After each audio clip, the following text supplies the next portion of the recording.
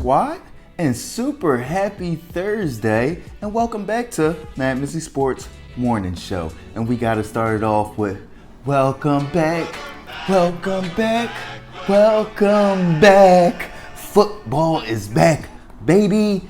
What a most joyous time of the year, the most wonderful time of the year.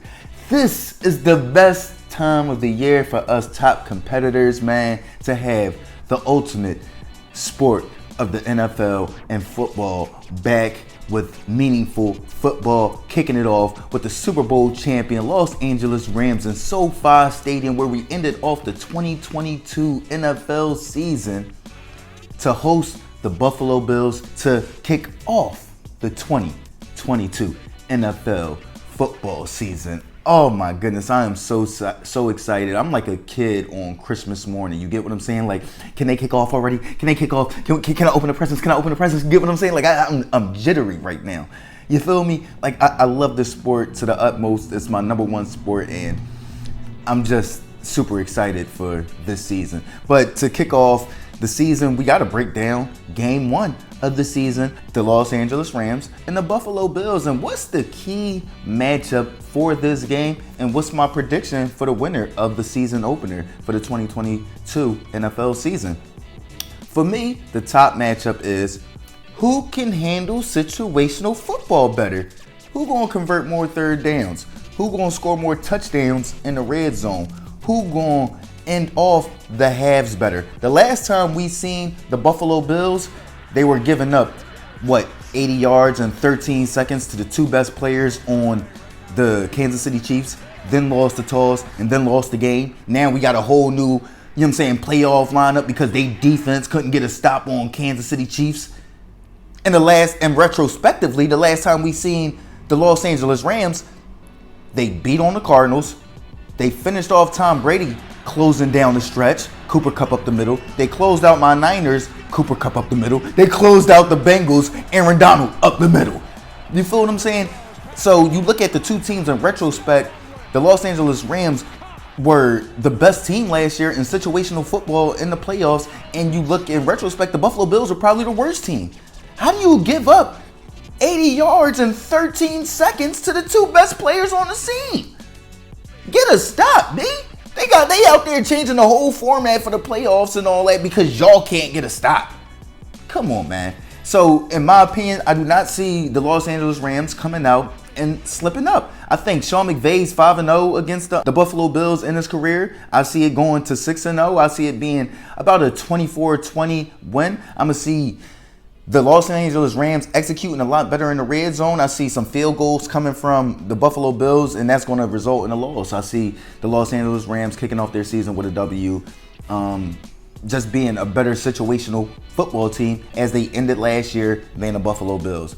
That's my opinion. I'm going with the Rams 24-20. Yeah, let's move off of the NFL. Let's move into college football. And to me, what's the most intriguing matchup this Saturday in college football?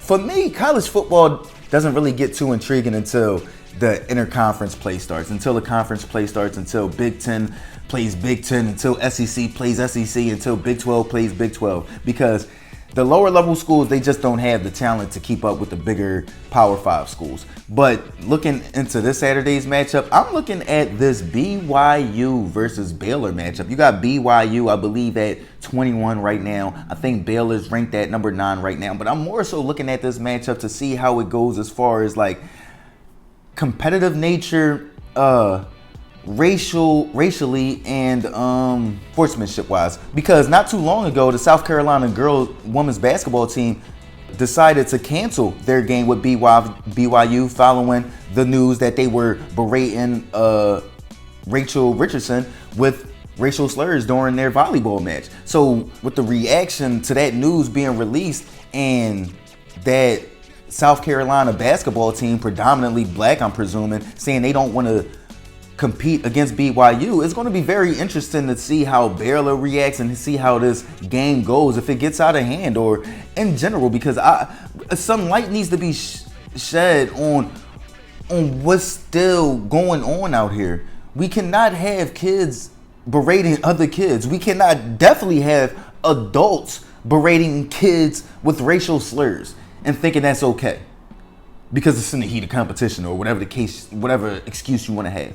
That's not okay. So I got my eye keenly on this BYU versus Baylor matchup just to see how it goes as far as sportsmanship, racial, and then the result. I want to see how Baylor looks. I liked BYU. I'm not gonna say I like BYU, but when Zach Wilson was there, I definitely kept an eye on him. He was a big playmaker. A lot of big names come out of BYU. It's a huge school, so hey, listen, y'all gotta tighten up out there because I know it's more so like they got like you gotta sign like a letter of celibacy before you go to BYU. All this extra stuff. You feel what I'm saying? So check yourselves as far as like normal, everyday moral things that you can fix before you telling kids not to have sex.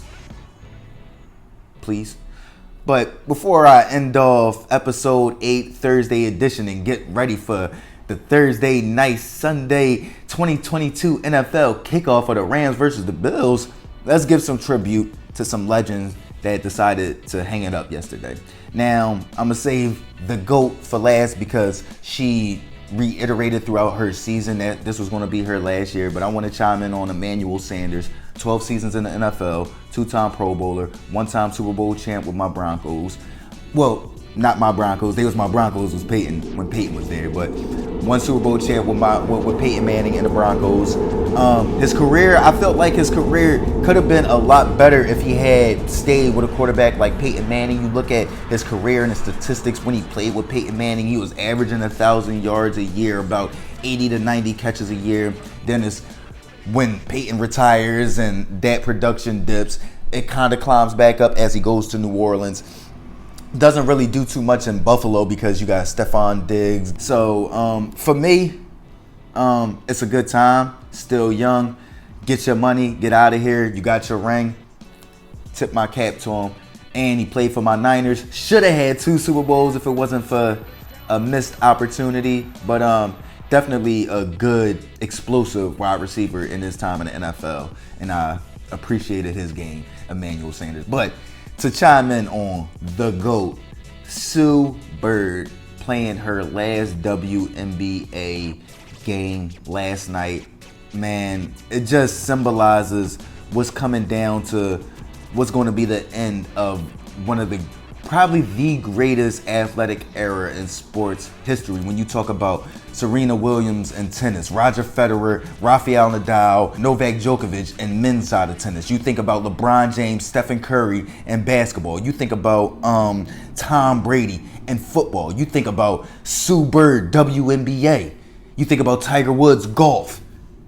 This probably like early 2000s, these past 20 years, 22 years in sports have quite possibly been the best, most competitive years in sports history. And Sue Bird had a lot to play with it. 13-time NBA All-Star, 14-time WNBA champ, 2-time national champ, 4-time gold medalist. Oh my goodness. Tip my cap to the queen, the legend, the myth. You know, like these women, y'all deserve y'all praise, and that's why I'm doing this, because the same thing y'all accomplished, the same praise that a Kobe would get, the same praise that a LeBron should get, is the same praise that a Serena should get, is the same praise that a Sue Bird should get. They put in probably even more work because they don't have the athleticism to rely on. They don't have the size to rely on. You get what I'm saying? It's beautiful to see what these women have accomplished without even having like those pioneers to look up to. Serena's the pioneer. Sue's the pioneer. It's beautiful, and it's a blessing to be alive during this era.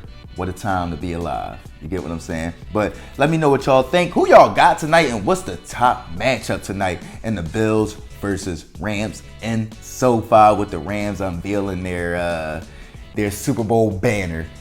Let me know what y'all think. Y'all know what it is. Like, comment, share, subscribe, alert, listen. MizzyWorld ENT, MadMizzy Sports Morning Show. Gang.